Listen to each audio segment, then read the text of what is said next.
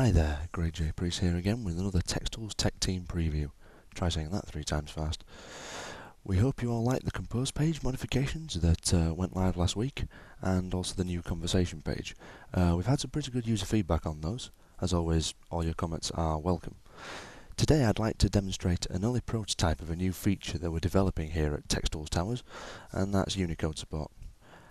What is Unicode? Well, when you send an ordinary 160 character SMS message, you're using a standard alphabet. That alphabet encompasses English, some characters from other Latin-based languages, and a few basic symbols. It's not a huge alphabet, and if you want to send messages in other languages like Punjab, Urdu, or even Welsh, you're in trouble. So sending messages in Unicode allows you to use a much wider range of character sets and text your contacts in their native language. And the best thing of all is that on the txttools website the process is completely seamless. You won't have to change anything at all. So here we are once again on the txttools beta server. Remember, you can get access to the beta server yourself to play with our new toys. Give the support team a call, drop them an email, they'll set you up. If I click through to log myself in and then click through to the compose page, you can see that it looks pretty much identical to before. If you were to come onto the website and send an ordinary message in English, it's unlikely that you'd ever notice a difference. I'll just put some text in to demonstrate that. My name is Fred. I can't type today. However, if I paste some Arabic in here, my apologies to any Arabic readers out there, I'm not fluent myself, so this text is nicked straight from the W3C's website. You'll notice several visual cues immediately. Firstly, the message box itself grows a little bigger, and it glows at you for a few seconds. This is just to get your attention and draw you back to the message counters above the text box. This is where the big differences are.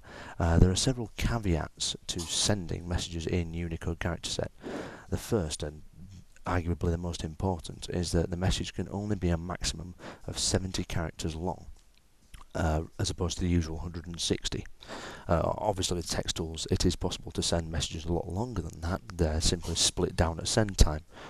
But you should be aware that messages that are of apparently equal length will cost more message credits when they're sent in Unicode.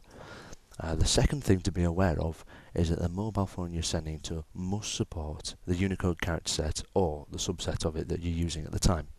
Otherwise the message will not be displayed properly on the phone.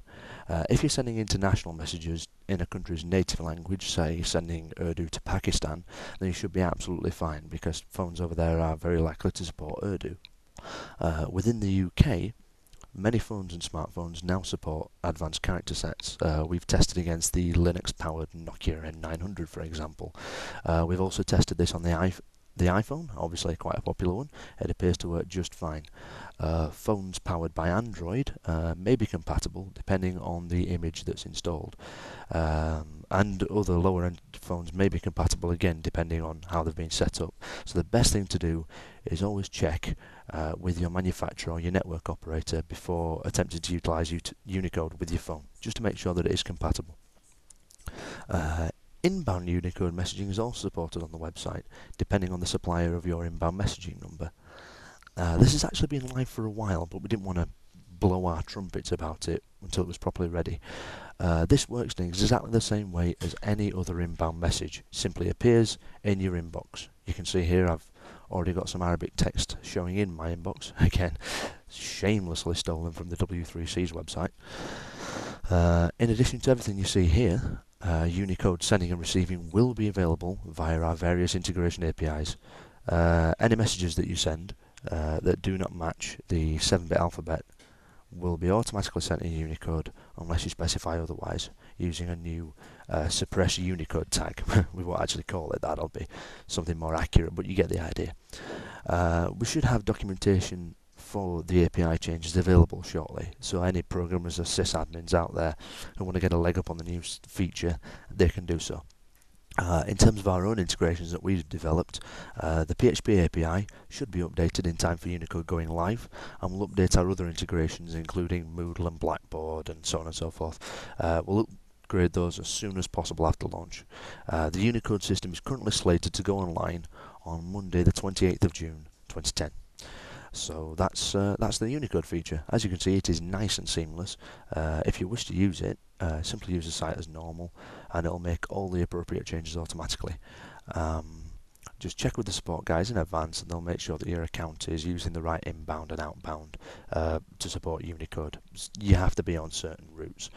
If you have any questions or comments or queries, feel free to contact the support team and they'll help you out as best as possible. The contact details are in the video description. I'm Greg J. Priest. Have a good one.